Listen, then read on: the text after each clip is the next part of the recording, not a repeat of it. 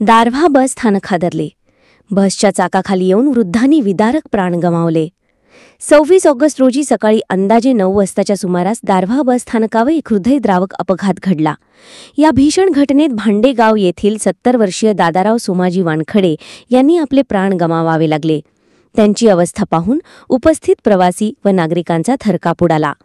प्राप्त माहितीनुसार दादाराव वानखडे हे सकाळी भांडेगाव येथून दारव्हा बस स्थानकावर आले होते.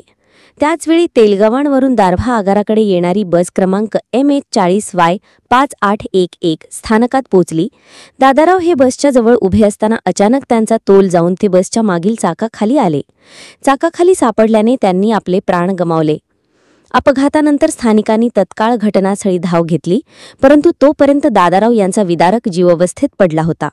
पोलिसांना माहिती मिळताच दारव्हा पोलीस घटनास्थळी दाखल झाले. या घटनेने पुन्हा एकदा बस स्थानकातील सुरक्षेचे प्रश्न ऐरणीवर आले आहे.